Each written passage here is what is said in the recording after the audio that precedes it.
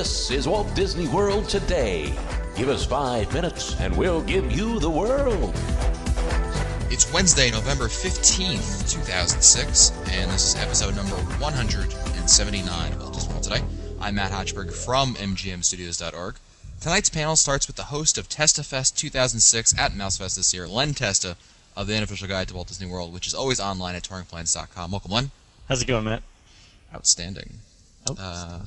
Mike Hawk Newell of Mouse World Radio is here. Welcome, Mike. Hiya, buddies. And here tonight, only because Carol let him out, it's Mike Scopa of MousePlanet.com. Welcome, Mike. Okay, I've always wanted to do this. We're going in. Thank you, Rex. We're going in, Rex. That's correct. Star That Tours. is Rex. We're answering listener questions today because it's Wednesday, and if you want your listener questions answered, email us at questions@wdwtoday.com. Our first one is from Eric of Birmingham, Alabama, who runs There Are Jews in Alabama podcast. Was there a question mark at the end of that title? No, I put the question mark at the wrong part. Okay. Grammar stinks. He writes... Stinks, my grammar does. My grammar be stinking. Ain't it?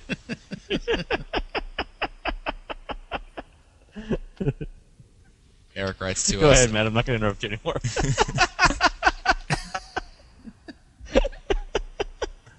All right, no more coffee before the podcast. Go ahead. Love the show. Guys do a Love the marvelous show. job. I grew up in Orlando, and so the Disney parks played a big role in my childhood. I made my first trip to the Magic Kingdom in 1979 when I was 5. My wife and I have a baby daughter, born this March, and although I know she's currently too young to appreciate a visit to Walt Disney World, I'm wondering when my wife and I should take her to her first Disney experience. My parents still live in Orlando, so we make regular visits to Central Florida, and will continue to do so whether or not a Disney trip is involved. So what do you think? What's the youngest age at which it's worth it to take a child to Disney World? What can they get out of it? It depends upon the child. One of the things that everybody has to keep in mind is that when the child first goes to a Disney theme park, they're going to be seeing huge characters. They're not going to be seeing little 4 or 5 inch Chip and Dale. So one of the things that they have to keep in mind is they have to keep their children prepared for what they're going to see in a big Mickey, a big Minnie, a big Goofy, big characters. So it depends upon how well you prepare your child. I'm guessing maybe 6 years old, 5 or 6. Actually, I'd prefer 7. I went myself. with a 2-year-old Eric in September, and I thought, it depends on your kid. She did really well. She enjoyed all the characters and everything. So, it depends on what you consider. Mike brings up some interesting points. Eric also wants to know some of the better parks for young children. I think Animal Kingdom Lodge why do I keep on doing that? Animal Kingdom might be a good park for really young kids.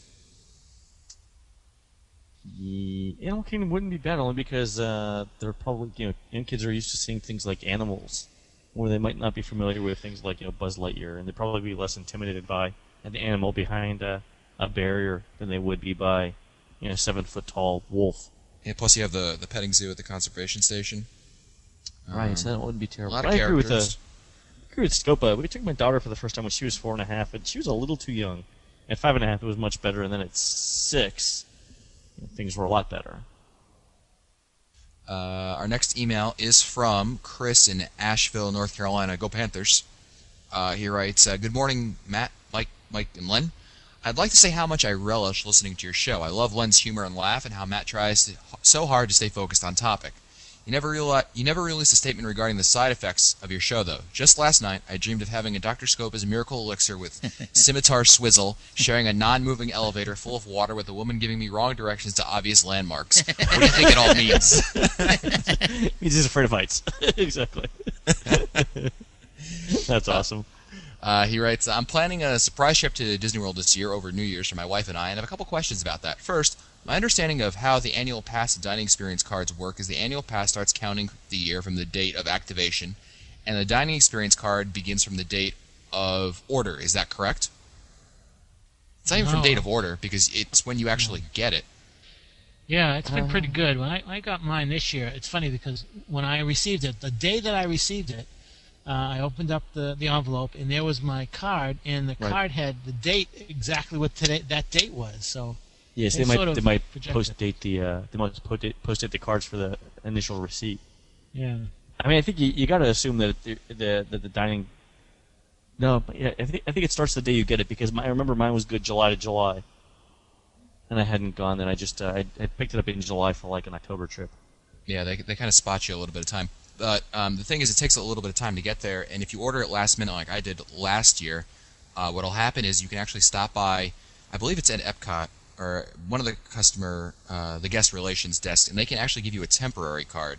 So Yeah, they won't do it via mail anymore, but yeah. yeah, because they're afraid, or printouts, because people were making Right. copies of it and stuff. He also wants to know, are there any special things going on during New Year's in the parks? I'd like to avoid Boardwalk and Pleasure Island at night. Are there any special versions of Illuminations of Wishes or other little things? I think they'll all have New Year's. Not that they all won't, but Magic Kingdom, Epcot will have. Yeah, they all have something going on at midnight. I know the I don't studios. think Animal Kingdom does. Yeah, The well, studios do Sorcery in the Sky parks. that night, Matt? derivative of it. I mean, it's not. I don't think they call it Sorcery in the Sky anymore. They call it, Lights, Motors, Stupid, or whatever the name is. But it's it's a long distant cousin of Sorcery in the Sky. Chris also writes, "Thanks so much for your show. Despite making me look like an idiot laughing at my MP3 player every time Len picks on Matt." It's a good thing I haven't done that recently. Like in the last 8 minutes. We laugh too. Lisa Shearman I of really Denver, cry a little bit Colorado, inside. writes, "We're staying in Saratoga Springs in July. Are there any restaurants at the downtown Disney hotels that are worth a walk?" Worth a walk. Ew, okay. Benihana at the Hilton is probably the highest rated restaurant that in the area. That gets an overall rating of 3 stars from the guide, a quality rating of 3.5. It's Okay, how does that moderately How does that Go ahead. compare with teppanyaki? You know I don't love teppanyaki. I don't really love Benihana that much either, but I think the show's a little bit better and the service is a little bit better. Price? I mean, the last like 3 times I've been to teppanyaki, the service has not been. I get that over here, 5 minutes from my house. Yeah, and again, I don't know if it's just like I have a restaurant in Greensboro. If anyone's in the neighborhood, it's called Asahi. But there's my free plug for the night. I mean, it's fabulous. It's fabulous Japanese. It's better than I've only found one Japanese restaurant better than that anywhere I've ever been, which is a little odd for Greensboro.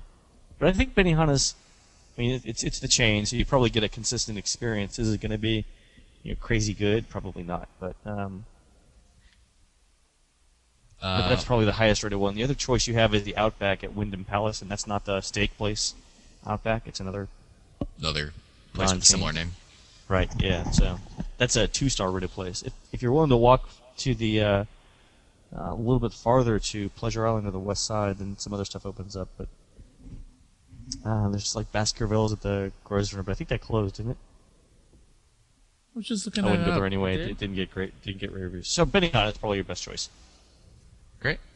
Marty Warr of Seattle, Washington writes, not a question but a comment. First, love the podcast. Second, in reference to listener questions show from episode 119, Disney's Magical Express, run by Mears Corporation, says you can expect your luggage in between 3 and 4 hours of your arrival at Orlando's airport. Our experience on June 9th was quite different. My nieces arrived on time at 8:33 on a flight from California. We stayed at Port Orleans Riverside, and I went down to the bell person at about 10:30. We were in hour number 2 of our 45 minutes or less pizza delivery from Sasagula Pizza Express to find out about the bags. That's when I was informed. Go ahead.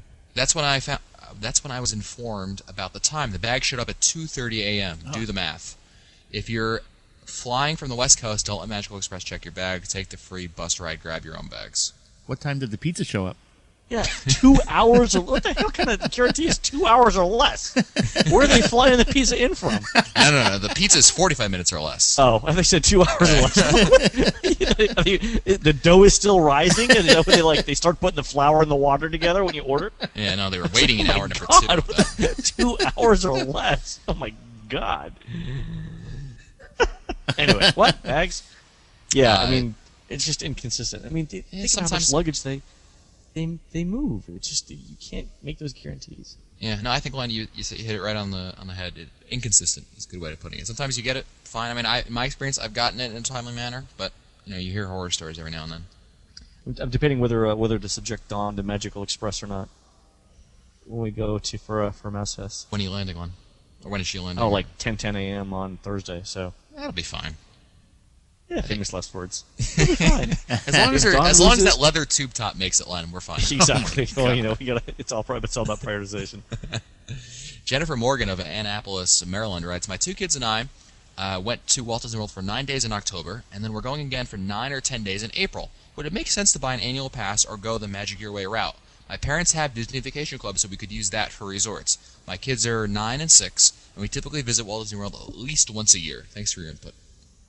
Will they be staying at the DVC? That sounds like, because she writes, my parents have Disney Vacation Club, so we could use that for the resorts.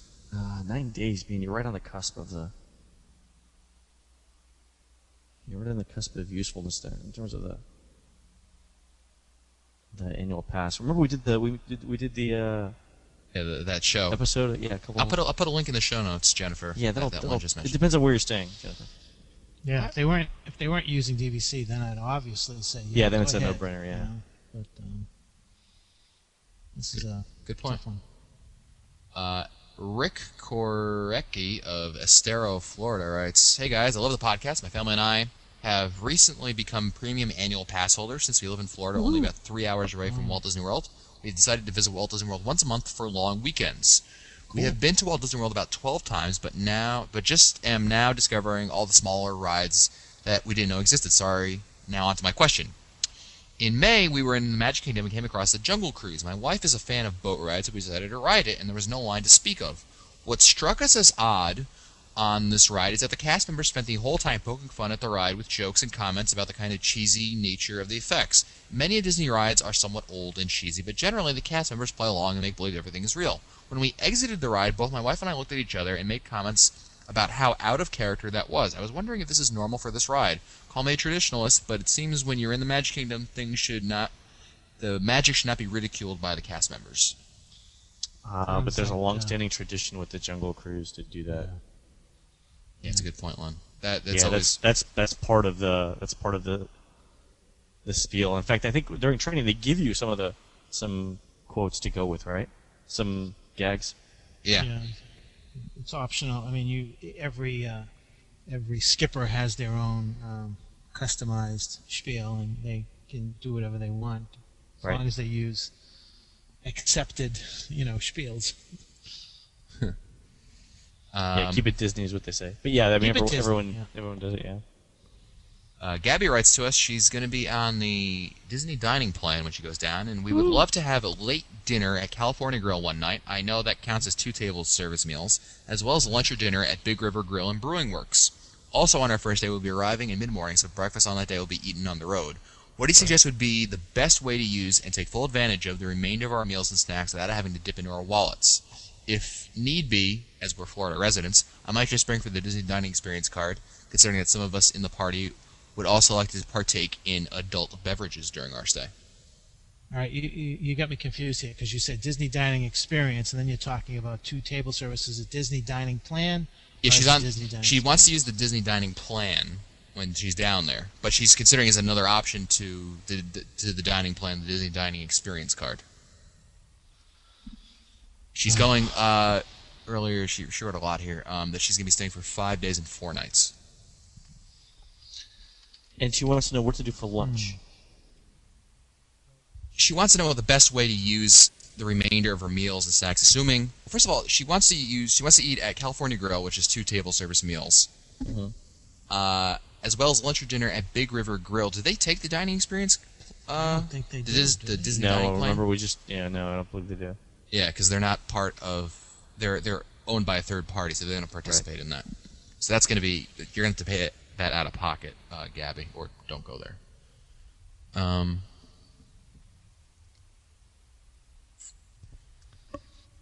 would just pick up a counter service, someone. It just doesn't seem like it's that. I first off, I don't think that California Grill is worth 2 sit-down credits. Yeah. So I would, because of the way I feel about that, and things like who else? Artist Point is 2.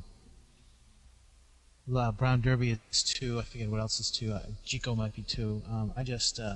I'd go with the Disney Dining Experience card. Yeah, I agree, Mike. I think that might be the best option for Gavin, given the nature of her trip. Yeah, I think so. Our next question is from Malaki, who has a name that only a mother could love. I have 2 questions, maybe tough, maybe not. First, my 2 favorite Magic Kingdom rides are gone, Alien Encounter and Mr. Toad's Wild Ride. Is it completely unprecedented for Disney to revive attractions after an extended absence? Yeah, I don't. Can you think of anything? Figment, but that's kind of a not really because the original was never brought back. So Close enough, Country though. Bear. Country Bear went to another version and they brought back the original. Those would be the 2 closest. Figment, but Figment never really went away. I mean, it's not like Figment went from like, Imagination theme A to Imagination theme B. Exactly. And then back to sort of like a hybrid, A light. But I don't think anything has ever like been completely It'd be like them bringing back Horizons. That's just not going to happen. Yeah. What? I know. Unless Stay I win the tuned for lottery, in Figment. which case, yeah. Stay tuned for Figment. I don't know if they're completely done with Figment. I've been hearing a little bit of rumbling. Rumble. There's a buzz. In the jungle. Rumbling. Malaki also wants to know. That ain't no Malaki. Whatever. Malarkey. That is no Mike Malarkey. Malaki also wants to know whatever happened to those Walt Disney World specials the Disney Channel used to play in the 90s. I remember one on Epcot, another where the Muppets visited MGM, and another about the Haunted Mansion. Any clue? I think Disney Channel is much more focused now on a tween audience. I mean, they certainly get their resort plugs in, but that's not That's the the focus of the. both It's more like worlds. the sort of the migration that MTV's gone. Mm-hmm. Yeah. Too bad. They're This- losing the baby boomers, that's for sure. Yeah, I really like Nickelodeon a lot more than Disney. I mean, than Yeah, Disney Channel for a bunch You're a of. Jimmy Neutron closet fan. I like Jimmy Neutron. I like Ned's Declassified. I like SpongeBob every once in a while. That's so heresy, dude. But give me a comparable show on. I can't stand Raven. I just don't. The show to Oh. me is just I'm not with not good. I mean, it's I Love Lucy, set in high school, and it's just not funny. you. Forced. Maybe so. I'm not a fan of non-Disney animation. Let's put it that way. I think they. Really, have you ever seen Jimmy Neutron? I saw the movie. They did this. They did this one where Quentin Tarantino was actually in it, and there were these sly references to other movies. Like for his name was, I think his name was Alan Smithy in the film, but it was Quentin Tarantino. It was his face and it was his body and everything. But the funny part was that I think I said this on a previous show. Alan Smithy is the name that the Motion Picture Association allows directors to give instead of their real names for movies that they consider so bad they don't want to be associated with it. And Right. and the Jimmy Neutron guys picked up on that, and that's what they named him in the show, which was really funny. Anyway, to me, it was really funny. Jamie, the Beach Bears of Clifton Park, New York, writes a special thanks to Len T for his help on our December trip. Excellent. Jamie writes, "My dear Disney oracles, my wife and I have successfully planned our December vacation thanks to these podcasts and the Disney Bible, as my wife calls it. Now we're in the early stages of a second week of July 2007 all-family vacation. We have run into a roadblock with my wife's father's new girlfriend. She has been to the Magic Kingdom before and has no interest in seeing prancing princesses, as she puts it. She is in her late 50s, that's young by Scopus standards, and retired. We are looking for Disney offerings that are more adult. She has shown some interest in the animal interaction aspects of Animal Kingdom, the Disney Sports Complex, golf, or downtown Disney nightlife. We're looking for the out of the ordinary for the older crowd, something that's off the radar of Space Mountain. I'm hoping you guys can spark an interest in going and returning us to the bliss of family unity. Scopa, what do you think? I don't know. I've been looking for some Jack LaLanne shows down there. Jack LaLanne. Is he still alive? Yes, he is. I think Come on, Scopa. Oh no. I'm his mentor. Let's see. His mentor is. 50s. Some of the tours might be a good idea. The behind the scenes tour, and you really like that. I liked it, Yeah, I and think again, so. it's got some Willy Wonka thing in there, and the Willy Wonka would be right up her, in the right sort of. You know, the Time steam, frame? the steam tour train, the steam train The tour. steam tour train. That Because just she might have be worked on good. one. Yeah. Cigarettes? Exactly. She's a cigarette girl on one of the steam trains. Tiparillos. I remember when Mr. Watt invented these. Oh, we've totally alienated our 39 and over crowd. Just Scopa remains. Scopa. It's just, I guess it depends upon the individual who's looking to do certain things.